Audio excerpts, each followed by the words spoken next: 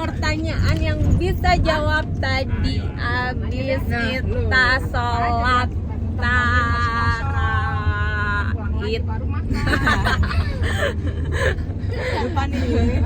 Sholat Idul Fitri maksudnya ya. Maaf ya.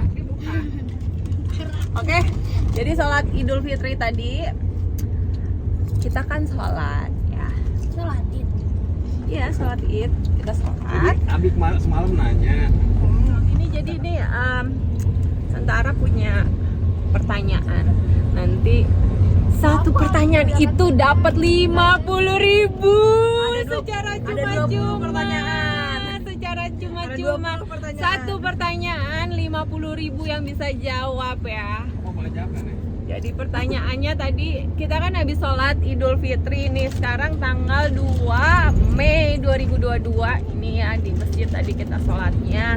Pertanyaan pertama di rokaat kedua. Nah di rokaat kedua tadi ada bacaannya Innallaha ghafurur rahim. Nah ini khusus anak-anak yang jawab. Kalau dibantu nggak dapat uang. Khusus 3 anak ini aja yang jawab. Artinya apa Innallaha ghafurur rahim? Ya Allah. Artinya Tidak tahu. apa? Artinya saya tidak mengetahui Nah, Abi tahu nggak? Rohim. Nggak tahu. Nanti 50.000-nya balik lagi ke dompet Tante Oro. Pertanyaan kedua ya.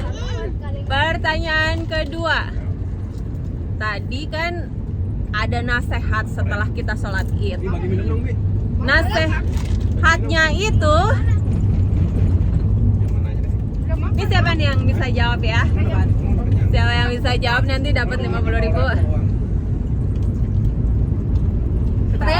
Teriak duluan ya. Teriak duluannya panggil nama. Ais misalnya gitu. Abi gitu. Ratu. Berarti kalau misalnya itu langsung Tante Ara tunjuk. Pertanyaannya tadi pas nasihat. Judulnya apa? Ratu dulu. Apa? Tadi dulu. 1, 2, Tadi 3, 4, apa? 2. Sebagai sekolah karakter apa? Kayak apa tadi? Apa sebagai Apa? sebagai sekolah karakter apa nggak tahu. Ceramah sebagai sekolah karakter. Tidak, bukan. Apa? Abi. Salah. Apa? Abi. Enggak, salah. Enggak bisa, nyerah. Ya udah. Sekarang Abi jawabnya apa? Puasa sebagai sekolah karakter. Oh iya.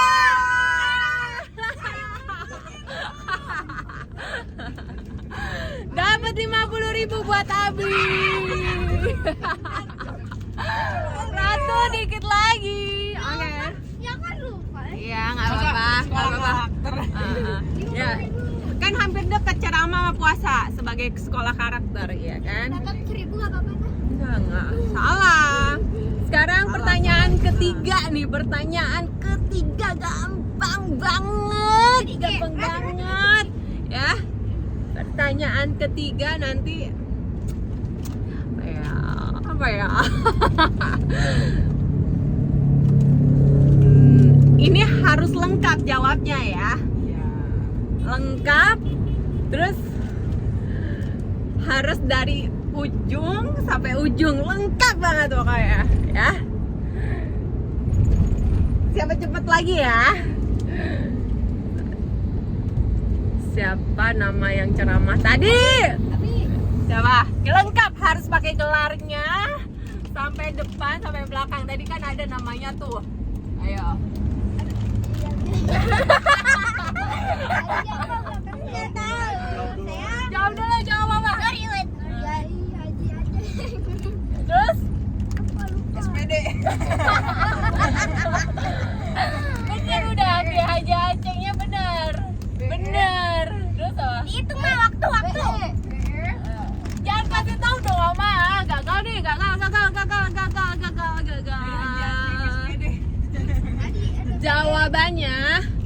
Haji Aceng Karimullah BEME. Iya, itu jawabannya. Pertanyaan keempat. Ya. Ada 5 pertanyaan. 20 dong. 20 please. 20 tekor. Ya. Sarjana sama lagi. Nanti kalau Nah, nggak bisa jawab. pertanyaan keempat ya. Ya, pertanyaan keempat ya. Siap-siap ya. Siap-siap ya. Harus lengkap nih. Kita tadi salat Idul Fitri. Terus sebelum adanya sholat Idul Fitri, kita harus menunaikan zakat fitrah. Gagal karena udah dijawab duluan, bukan nama. Ais salah. Harus jawab nama, kan harus gini, kan tadi udah konsekuensinya nama dulu. Ais, Abi, Ratu gitu kan. Iya, malah dijawab langsung. Gimana? Satu pertanyaan lagi apa ya? Satu pertanyaan. Dua lagi. Ingat ya, Enggak ingat. sebut namanya dulu baru Tante Ara kasih ke orangnya siapa yang mau jawab gitu kan ya. Oke. Pertanyaannya.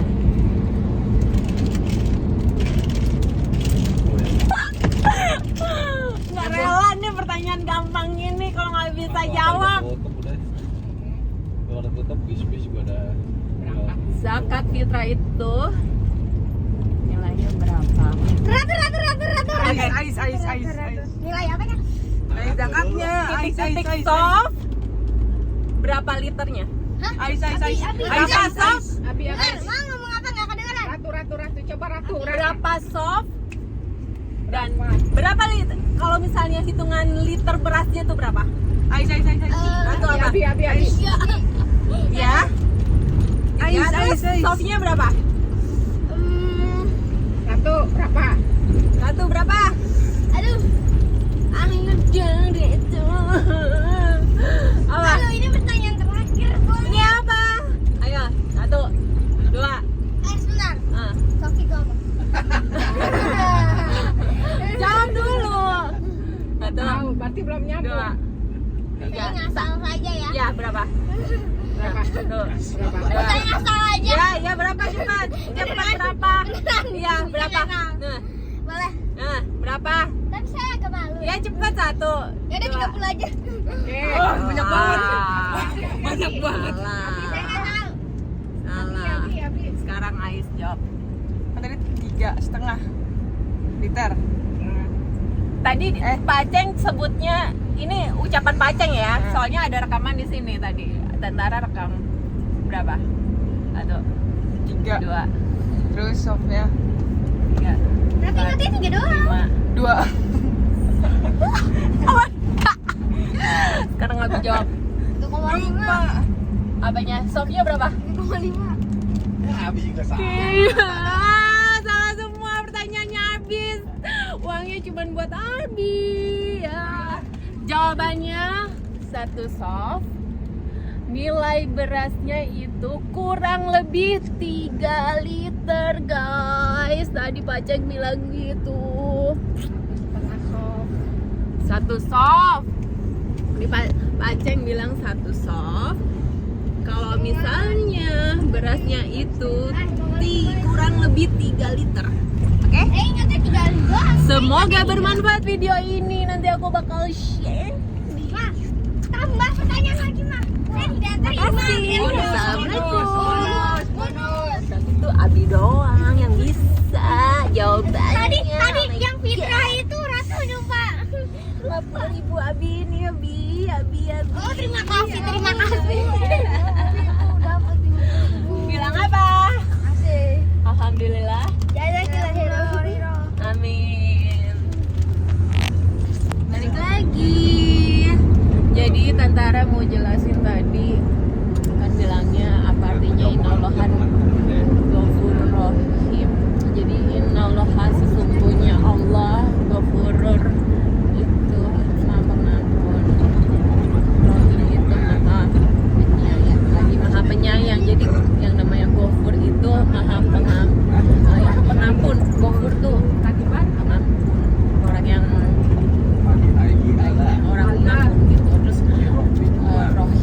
rahimah, penyayang dia orangnya. Nah, mau nggak satu pertanyaan lagi? Cepet. 50.000. Berapa? 50.000 ya. Dua tuh nggak Kasih nggak ya? dua Kasih nggak ya? Dua tuh nggak tiga mah dua. Pertanyaan lagi. Dua tuh nggak. Nilai 50.000. Minggu. Nilainya 50.000. Ini nasihat terakhir tadi Pak Aceng saat mau penutupan ya. Jadi tuh katanya yang menyelamatkan kita nanti di akhirat itu bukannya orang tua atau sanak keluarga, kakak atau adik. Kita kan berdoa kan tadi kan. Bukan, berarti agak-agak ingat nih. Bukannya kalau misalnya nanti kita udah masuk neraka, kita berdoa itu minta tolong mama, nggak bisa. Udah kalau masuk neraka ya udah jangan masuk neraka, nggak bisa. Papa di sana udah nggak bisa minta tolong lagi, atau kakak, terus seorang suami juga atau istri nggak bisa. Tadi dulu, nah itu pertanyaannya, jangan dijawab. Tadi ada, jadi ini kisah Nabi. Dua Nabi itu, Cuma mengingat. dua Nabi itu ya punya istrinya itu masuk neraka. Dia masuk surga. Suaminya dua Nabi ini masuk surga. Nah, siapa dua Nabi ini yang masuk surga? Jawab Abi. Abi siapa? Nabi Nuh sama Nabi Lut. Betul. Abi dapat 50.000 lagi, hebat. Hebat, Abi. Ini dia. Jadi tuh Nabi Nuh sama Nabi Lut itu masuk surga, sedangkan istrinya masuk neraka. Kenapa? Karena istrinya Nabi Nuh itu bilang ke orang-orang bahwa suami saya tuh gila, nggak boleh kayak gitu. Allah langsung memusnahkan istrinya masuk neraka. Kamu masuk neraka, kamu tidak boleh seperti itu, tidak boleh. Terus tahu nggak kenapa istrinya Nabi Lut langsung dimusnahkan sama Allah, masuk neraka? Tahu nggak? Kenapa? Itu tadi nggak ada di ceramahnya Pak Aceng. Antara googling aja. Habis baca.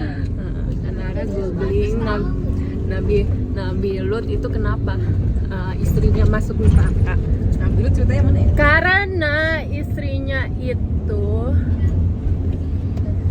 bukan, itu Nabi Nuh. Nabi Lut tuh istrinya berbuat maksiat terhadap tamu-tamunya nabinya yang datang ke rumah itu, berbuat maksiat. Nggak boleh. Itu kayak gitu nggak boleh. Ya, itu ceritanya. Abi dapat 50.000 lagi, habis uang tentara 100.000 hilang. Abi naruh kan tuh ya. Oke. Yang traktir Abi. Abi traktir ayah. Bercanda.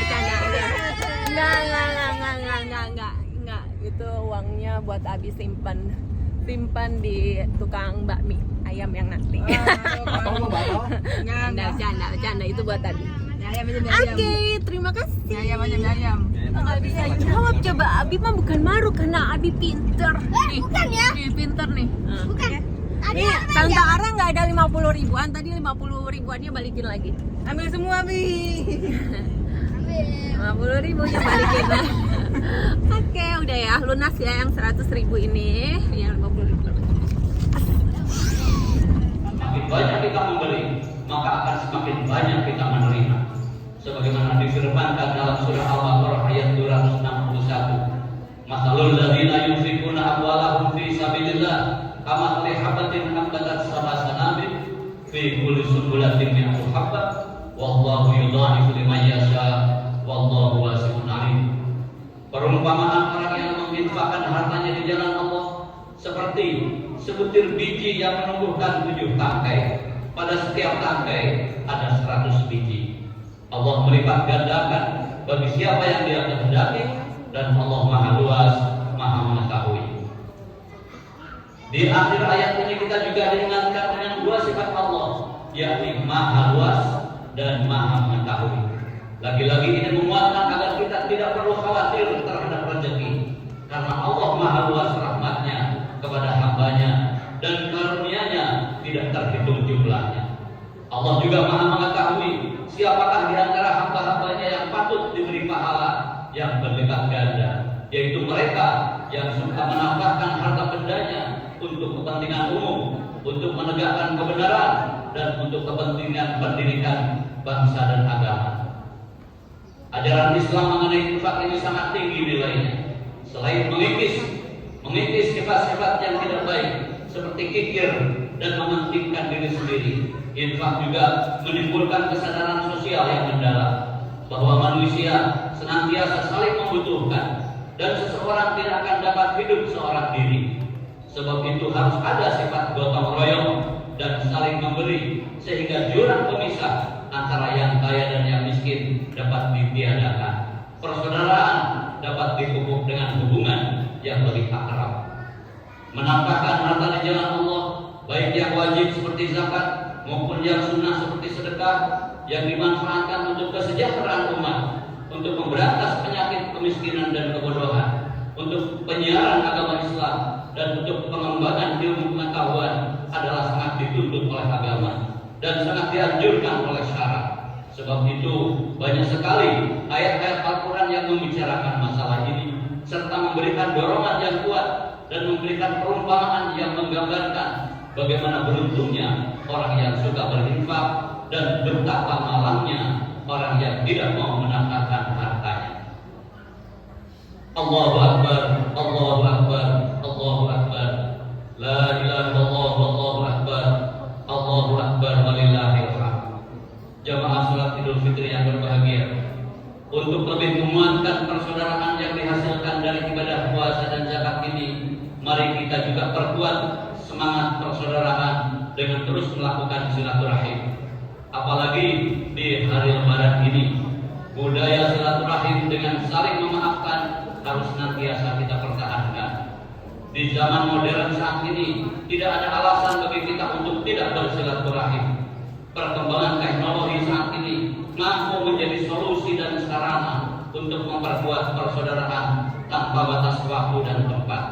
Media internet, khususnya media sosial, seharusnya dimanfaatkan untuk hal-hal positif seperti menjalin silaturahim, memperkuat persaudaraan, tukar menukar informasi, dan hal-hal penting yang bermanfaat lainnya. Namun fenomena yang terjadi kadang terbalik 180 derajat, di mana media sosial menjadi ajang perpecahan melalui hoax, fitnah, caci maki. Padahal tidak ada agama di dunia ini yang membenarkan perilaku seperti itu. Mari kita perkuat silaturahim untuk menumbuhkan sikap saling pengertian.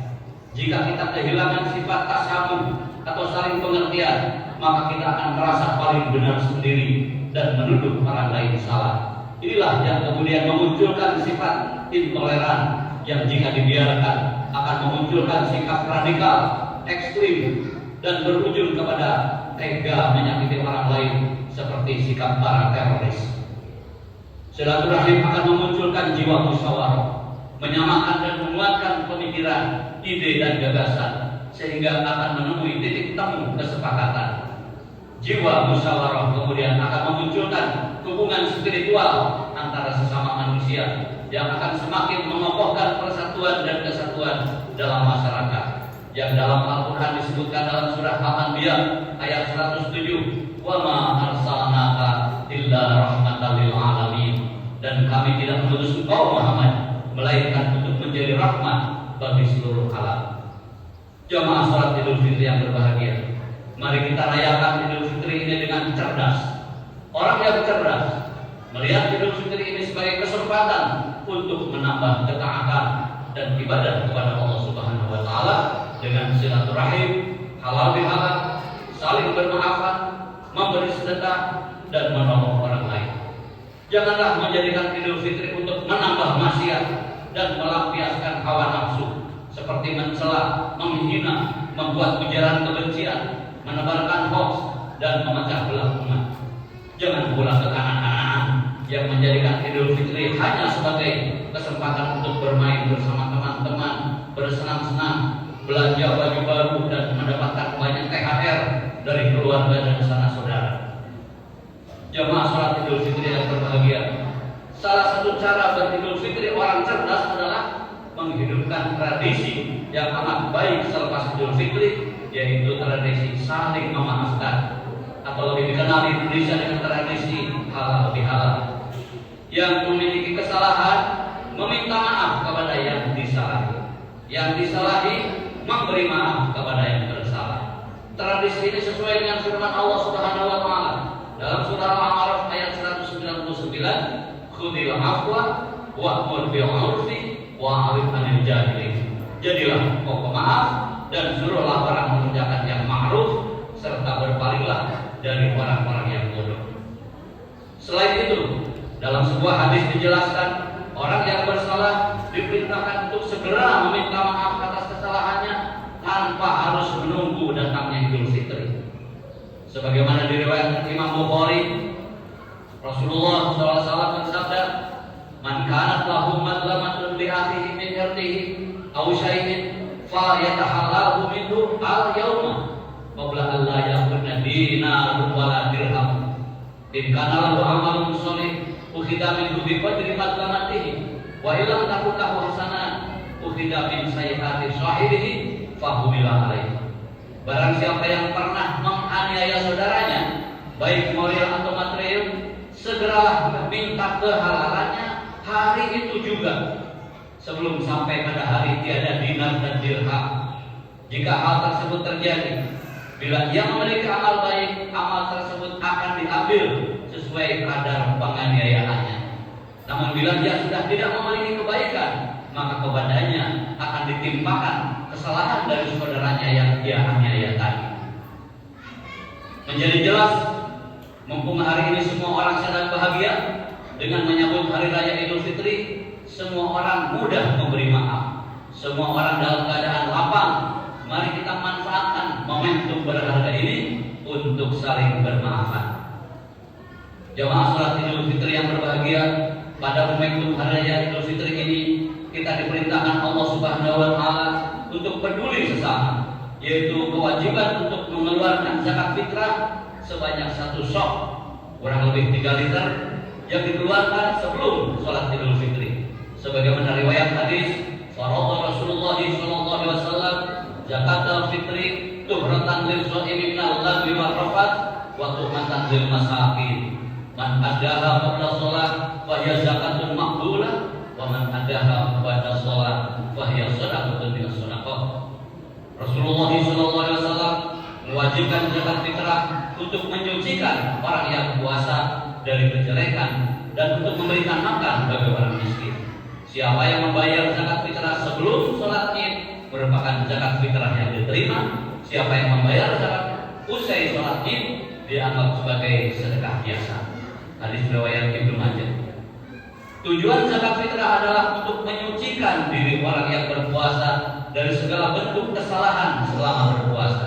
Bisa jadi tanpa terasa orang berpuasa berkata kotor, melakukan ujaran kebencian atau menebarkan hoax.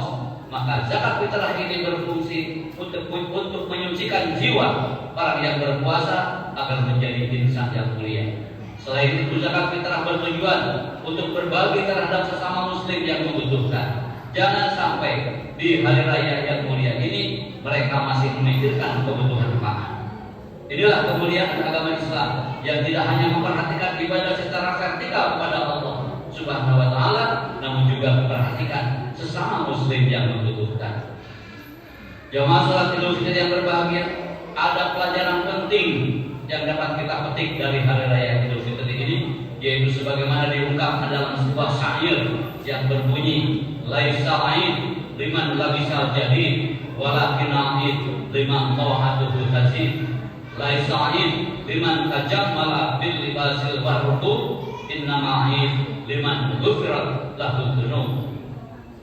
Hari raya tidak diperuntukkan bagi orang yang memakai pakaian baru, tapi hari raya diperuntukkan bagi orang yang semakin bertambah ketaatan atau ketakwaannya. Hari raya tidak diperuntukkan bagi orang yang bagus pakaian dan kendaraannya, tapi hari raya diperuntukkan bagi orang yang diampuni dosa-dosanya. Hari raya Idul Fitri adalah jembatan untuk meningkatkan amal ibadah kita kepada Allah Subhanahu wa taala. Sebagaimana tujuan diperintahkannya puasa, yaitu menjadi orang yang bertakwa kepada Allah Subhanahu wa taala.